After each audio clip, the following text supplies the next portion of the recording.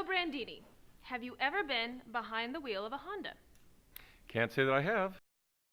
Well, then you haven't lived. Honda is synonymous with the power of dreaming.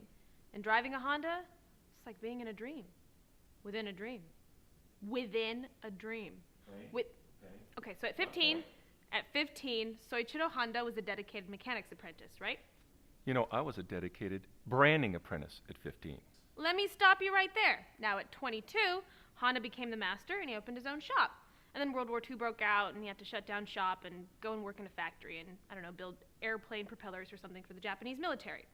Now after the war, Honda started the Honda Technical Research Institute, where he began attaching small Army surplus motors to the backs of bicycles. Now, what was he trying to do there? I think he was trying to build a fully motorized cow. Stop yourself. He's trying to build motorcycles. Duh, right? Now, when Honda perfected his craft, he shut down that company and started a new one. A new one? A new one. Is there an echo? What's going on? The Honda Motor Company. Maybe you heard of it. It's kind of a big deal.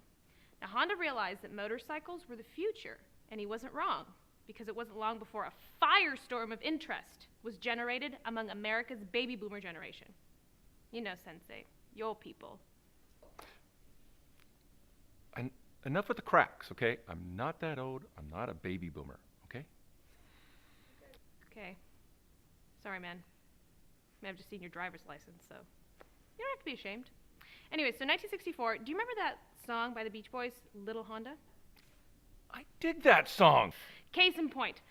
So, in 1967, 3 years later, Honda was so popular they began manufacturing cars. Hold on. Motorcycles, cars. This is all great, but what does this have to do with the color red? Patience, Sensei.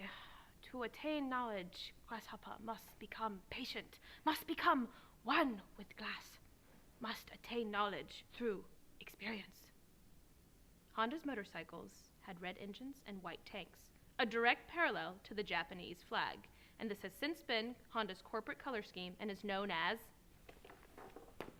Fighting Lead!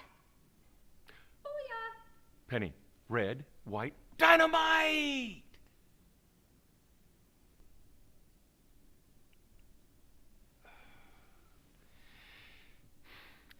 Thank you, Penny. You did a wonderful job.